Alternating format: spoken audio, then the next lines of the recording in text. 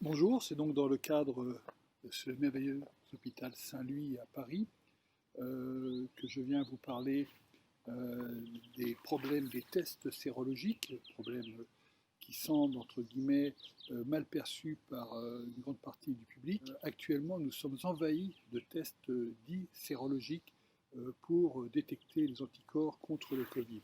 Pourquoi envahis? C'est une véritable inondation de la part des fabricants chinois ou du sud-est asiatique qui nous envoient des tests et au niveau du marché européen, il est extrêmement difficile de contrôler et de valider ces tests.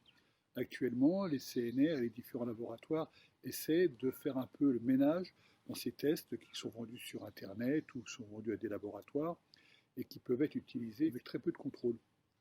Or, il y a un phénomène très important qui est celui de la valeur prédictive d'un test.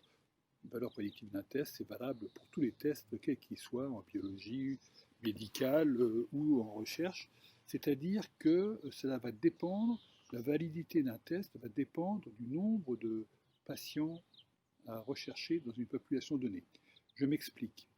Voyons un test tel qu'il est vendu, annoncé par le fabricant, qui va vous donner une spécificité de 90%. A priori, pour le public, 90%, vous vous dites c'est un test qui fonctionne pas mal, puisqu'il va me donner 90% de bons résultats. En vérité, c'est beaucoup plus compliqué que cela. Prenons par exemple une population de 1000 sujets. Parmi cette population, on les a tous testés avec le test de référence qui est la PCR, et ce test nous montre que seuls 100 étaient positifs. Donc 10% de la population est positive pour le Covid-19. Si vous utilisez un test qui a une spécificité de 90%, cela veut dire que dans 10% des cas, il va vous donner un résultat faussement positif. Lorsque vous appliquez ce test à la population dont nous parlions de 1000 sujets, avec les 100 positifs dedans, le test, s'il est assez sensible, ce qu'on espère, va dépister comme positif les 100 sujets, mais va rajouter, puisqu'il y a 10% de fausse positivité, 100 autres sujets qui seront faussement reconnus comme positifs. Et au total, vous vous retrouvez dans votre population avec 200 sujets positifs, alors que seulement 100 le sont vraiment. Ce qui fait que la valeur prédictive du test, elle est de 50%.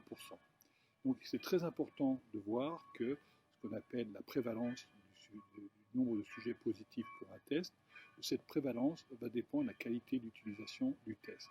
Et utiliser des tests qui ont 90% de spécificité, et encore je suis optimiste quand je donne ce chiffre de 90%, car la majorité des tests qui sont commercialisés actuellement n'ont pas cette valeur de spécificité. Il faut donc attendre que les grands tests faits dans les laboratoires, qui sont moins chers, pour une fois c'est une bonne nouvelle, c'est moins cher que ces tests savonnettes, ces tests rapides qu'on peut utiliser comme cela.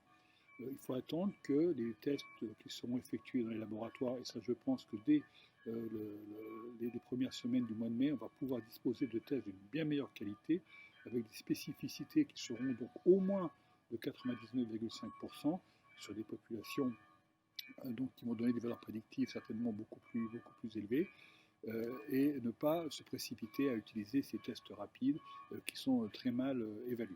Voilà ce que je voulais vous dire sur ces problèmes de dépistage sérologique rapide.